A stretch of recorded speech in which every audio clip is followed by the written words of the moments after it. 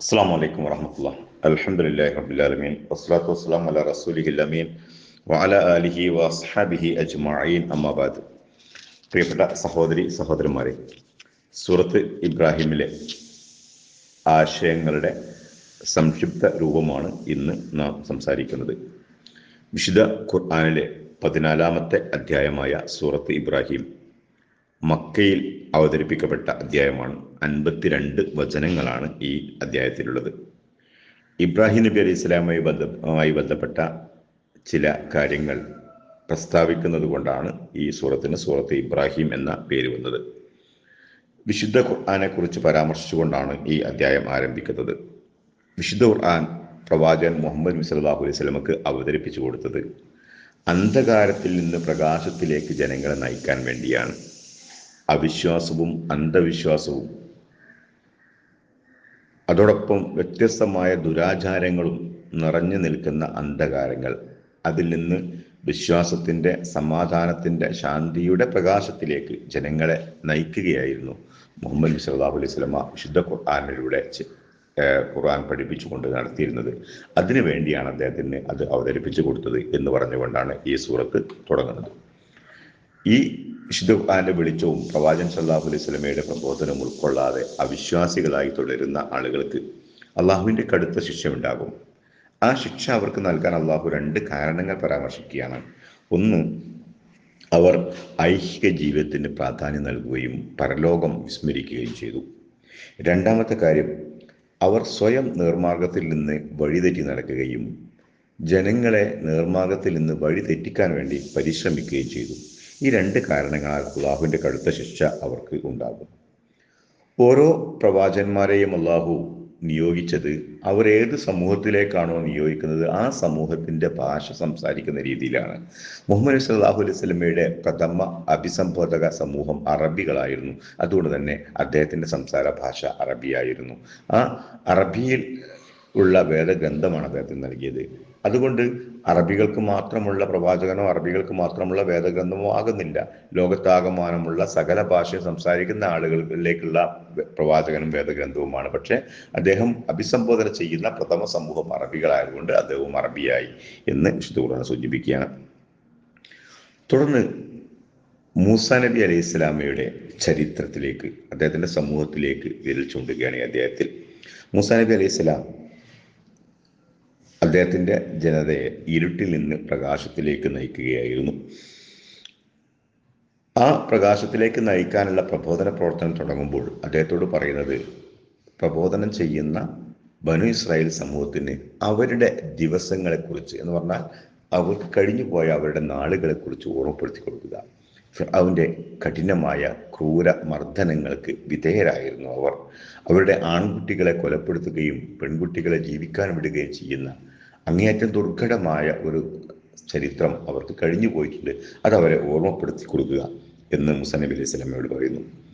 തുടർന്ന് ഇസ്രായേൽ സമൂഹത്തിലുണ്ടായിരുന്ന അപജയങ്ങളെ പരാമർശിച്ചുകൊണ്ട് അവരോട് അള്ളാഹു നൽകിയ അനുഗ്രഹങ്ങൾക്ക് നന്ദി കാണിക്കാൻ അവരോട് പറയുക.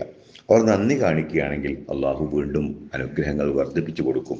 അതല്ല, അവർ നന്ദികേട് കാണിക്കുകയാണെങ്കിൽ, അവർ മുഴുവൻ നന്ദികേട് കാണിച്ചാലും അത് അള്ളാഹുവിനെ സംബന്ധിച്ചിടത്തോളം യാതൊരു നഷ്ടവും യാതൊരു കോട്ടവും ഉണ്ടാക്കുന്നതല്ല എന്ന് അവർക്ക് പറഞ്ഞു കൊടുക്കുക എന്ന് കൂടി മൂസാ നബി അലൈഹി ഇസ്ലാമയെ അള്ളാഹു ഉണർത്തുകയാണ്. പ്രവാചകൻ സല്ലല്ലാഹു അലൈഹി വസല്ലം പറയുന്നുണ്ട്, അള്ളാഹു ഇങ്ങനെ പറഞ്ഞിട്ടുണ്ട്, ഒരു ഭൂമിയിലുള്ള സകല മനുഷ്യരും ജിന്നുകളും എല്ലാവരും നിങ്ങളുടെ കൂട്ടത്തിൽ ഏറ്റവും നല്ല മുത്തക്കിയായ ഒരു മനുഷ്യൻ്റെ മനസ്സോടുകൂടി സൽക്കർമ്മങ്ങൾ ചെയ്താൽ എൻ്റെ രാജാധിപത്യത്തിൽ ഒരു വർധനവും അത് ഉണ്ടാക്കുകയില്ല.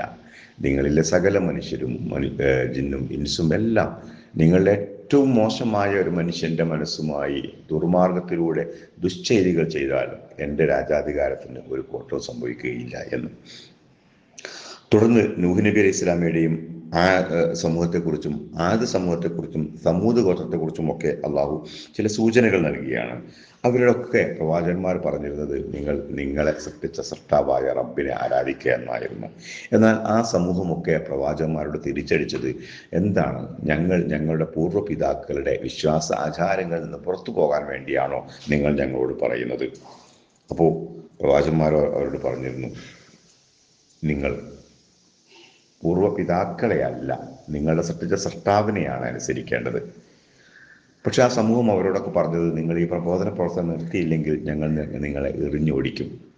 അപ്പോൾ പ്രവാചകന്മാർ അവരോട് പറഞ്ഞു, ഇത് നിർത്താൻ പോകുന്നില്ല.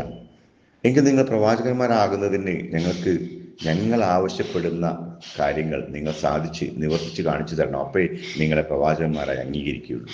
അതിനും അവർ നൽകിയത്, ഞങ്ങൾ അള്ളാഹുവിൻ്റെ ദൂതന്മാരായ മനുഷ്യർ മാത്രമാണ്. അള്ളാഹു എന്താണ് ഉദ്ദേശിക്കുന്നത് അതാണ് അവൻ നൽകുന്നത് എന്നാണ്. അങ്ങനെ അവർ പ്രവാചകന്മാരെ ആട്ടിപ്പായിക്കുമെന്ന് ഭീഷണിപ്പെടുത്തിയിട്ടും അവർ അവരുടെ ദൗത്യം തുടർന്നുകൊണ്ടേയിരുന്നു. അള്ളാഹു അവസാനം പറഞ്ഞു, നിങ്ങൾക്കുള്ള ശിക്ഷ. ആ പ്രവാചകന്മാർക്കും അനുയായികൾക്കും സ്വസ്ഥമായി ജീവിക്കാനുള്ള അവസരം ഇവിടെ നൽകിക്കൊണ്ട് ആ സമൂഹത്തിനുള്ള ശിക്ഷ അള്ളാഹു നടപ്പാക്കും. അത് നടപ്പാക്കുകയും ചെയ്തു. ഇനി ദുനിയാവിലെ ശിക്ഷ മാത്രമല്ല, പരലോകത്ത് അവർക്ക് അതിനേക്കാൾ വലിയ ശിക്ഷ ലഭിക്കാൻ പോകുന്നുണ്ട്. മനുഷ്യരുടെ കർമ്മങ്ങൾ സ്വീകരിക്കാൻ ഈമാൻ ആവശ്യമാണ്. ഈമാനോട് കൂടി ചെയ്യുന്ന അമൽ സ്വാലിഹാത്ത് മാത്രമേ അള്ളാഹു സ്വീകരിക്കുകയുള്ളൂ. ഈമാൻ ഇല്ലാതെ കർമ്മങ്ങൾ ചെയ്യുന്ന ആളുകൾ, അവരുടെ കർമ്മങ്ങൾ ഒരു കൊടുങ്കാറ്റത്ത്, ഒരു ചാരത്തിൻ്റെ കൂമ്പാരത്തിൽ കൊടുങ്കാറ്റടിച്ച് വീശിയാൽ ഉണ്ടാകുന്നത് പോലെ, എല്ലാം പറന്നു പോകുന്നത് പോലെ പരലോകത്തെത്തുമ്പോൾ നിഷ്ഫലമായ കർമ്മങ്ങളായിരിക്കും അവർക്കുണ്ടാവുക.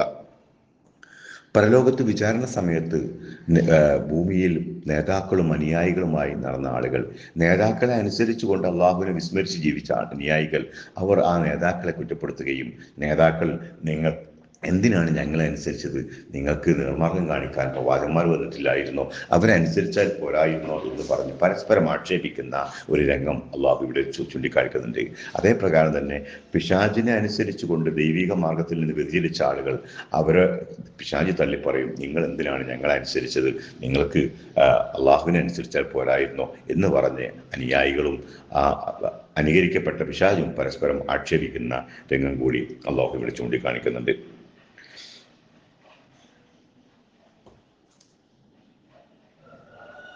മക്കയിലെ മുശ്രിക്കുകൾ, അവർക്ക് അള്ളാഹു നൽകിയ വലിയ അനുഗ്രഹമായിരുന്നു നിർഭയമായി ജീവിക്കാനുള്ള സാഹചര്യം കൊടുക്കുകയും അള്ളാഹുവിൻ്റെ ഉപജീവന മാർഗം അവിടെ നൽകുകയും ഒക്കെ ചെയ്തിരുന്നത്.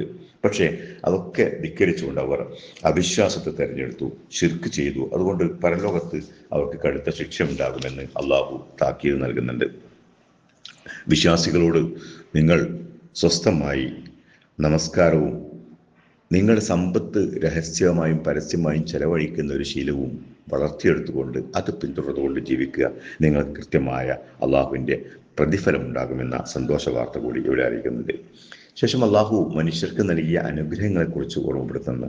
ആകാശത്തു നിന്ന് മഴ വർഷിപ്പിച്ച് ഈ ഭൂമിയിൽ സസ്യലതാദികൾ, കൃഷികളൊക്കെ മുളപ്പിച്ച് ഉപജീവന മാർഗം നൽകി. സമുദ്രത്തേക്ക് അവർക്ക് കീഴടക്കിക്കൊണ്ട് കപ്പലിലൂടെ യാത്ര ചെയ്യാനുള്ള, സഞ്ചരിക്കാനുള്ള അവസരം ഉണ്ടാക്കി കൊടുത്തു. സൂര്യചന്ദ്രന്മാരെ അവർക്ക് അധീനപ്പെടുത്തി കൊടുക്കുകയും അതുവഴി രാപ്പകലുകൾ മാറി മാറി വരുന്നതോടെ അവർക്ക് വിശ്രമത്തിനും അധ്വാനിക്കാനുമുള്ള സാഹചര്യങ്ങൾ ഒരുക്കി കൊടുക്കുകയും ചെയ്തു. ഇതൊക്കെ നൽകിയ അള്ളാഹുവിനെ അനുസരിക്കാൻ വേണ്ടി അള്ളാഹുവിനെ ആരാധിച്ചുകൊണ്ട് നല്ല മനുഷ്യരായി ജീവിക്കുക. അതുവഴിയാണ് അള്ളാഹുവിനോട് നന്ദി കാണിക്കേണ്ടതെന്ന് പറയുന്നു. തുടർന്ന് ഇബ്രാഹിം നബി അലൈഹി സ്വലാം നടത്തിയ ചില പ്രാർത്ഥനകളെ കുറിച്ചാണ് പറയുന്നത്. അദ്ദേഹം നടത്തിയ പ്രാർത്ഥനകൾ, ഒന്ന്, അദ്ദേഹത്തിൻ്റെ മക്കൾ താമസിക്കുന്ന രാജ്യം നിർഭയ രാജ്യമാക്കി തീർക്കാൻ വേണ്ടിയാണ്. രണ്ടാമത്, വിഗ്രഹാരാധനയിൽ നിന്ന് അദ്ദേഹത്തെയും അദ്ദേഹത്തിൻ്റെ മക്കളെയും മോചിപ്പിക്കാൻ വേണ്ടിയാണ്. ഒരു സമൂഹം ആ സകലം വിഗ്രഹാരാധനയിൽ മുഴുകി നിൽക്കുന്ന സമയത്ത് എന്നെയും എൻ്റെ സന്താനങ്ങളെയും അതിൽ നിന്ന് അകറ്റി നിർത്തണമേ എന്ന് റബ്ബിനോട് പ്രാർത്ഥിക്കുന്നത് തൗഹീദ് മനസ്സിൽ കുടികൊള്ളുന്ന ഒരു മനുഷ്യനിൽ നിന്നുണ്ടാകുന്ന പ്രാർത്ഥനയാണ്. ഓരോ വിശ്വാസിയും മാതൃകയാക്കേണ്ട പ്രാർത്ഥനയാണ്. തുടർന്ന് അദ്ദേഹം മസ്ജിദ് ഹറാമിൻ്റെ പരിസരത്ത്, നിൻ്റെ വിശുദ്ധമായ ഭവനത്തിൻ്റെ പരിസരത്ത് ഞാൻ എൻ്റെ മക്കളെ താമസിപ്പിച്ചിട്ടുണ്ട്, അതുകൊണ്ട് അവരെ നമസ്കാരം നിലനിർത്തുന്ന ആളുകളാക്കി തീർക്കുകയും അവരിലേക്ക് ജനശ്രദ്ധ തിരിച്ചിടുകയും ആ നാട്ടുകാർക്ക് ഉപജീവനം നൽകുകയും ചെയ്യണമേ എന്ന് പ്രാർത്ഥിക്കുന്നു. ഒരു രാജ്യത്തോടും തൻ്റെ കുടുംബത്തോടുമുള്ള പ്രതിബദ്ധത, അതിൻ്റെ മുൻഗണനാ ക്രമത്തിൽ പ്രാർത്ഥിക്കുകയാണ് ഇബ്രാഹിം നബി അലൈഹി സ്വലാം നാം മാതൃകയാക്കേണ്ട മറ്റൊരു പ്രാർത്ഥന. തുടർന്ന് അദ്ദേഹം വീണ്ടും പ്രാർത്ഥിക്കുന്നത്, എന്നെയും എൻ്റെ മക്കളെയും നമസ്കാരം നിലനിർത്തുന്ന ആളുകളാക്കി തീർക്കണമേ എന്നാണ്. എനിക്ക് പ്രായാധിക്യ കാലത്ത് മക്കളെ നൽകിയതിന് അള്ളാഹുവിനോടുള്ള നന്ദി കാണിക്കാൻ, അള്ളാഹുവിനെ സ്തുതിക്കാൻ അദ്ദേഹം മറക്കുന്നില്ല. അവസാനം അദ്ദേഹം, എനിക്കും എൻ്റെ മാതാപിതാക്കൾക്കും നീ പുറത്തു തരണമേ എന്ന് പ്രാർത്ഥിക്കുകകൂടി ചെയ്യുന്നു. ഈ ഒരു പ്രാർത്ഥനയിൽ, മുശ്രിക്കായ തൻ്റെ പിതാവിന് വേണ്ടിയുള്ള പ്രാർത്ഥനയിൽ അദ്ദേഹത്തിൻ്റെ മാതൃകയാക്കേണ്ടതില്ല എന്നുകൂടി അള്ളാഹു പിന്നീട് നമ്മെ മറ്റൊരു അധ്യായത്തിൽ ഓർമ്മപ്പെടുത്തുന്നുണ്ട്. ലോകത്ത് അക്രമവും അനീതിയും ഒക്കെ പ്രവർത്തിക്കുന്ന ആളുകൾ വളരെ സുഖകരമായി ജീവിക്കുന്ന ഒരു സാഹചര്യം കാണുമ്പോൾ വിശ്വാസികൾക്ക് പോലും തോന്നും എന്തേ അള്ളാഹു അവരെ ശിക്ഷിക്കാത്തത് എന്ന്. അള്ളാഹു അതിനുള്ള മറുപടി ഈ അധ്യായത്തിലൂടെ നൽകുകയാണ്.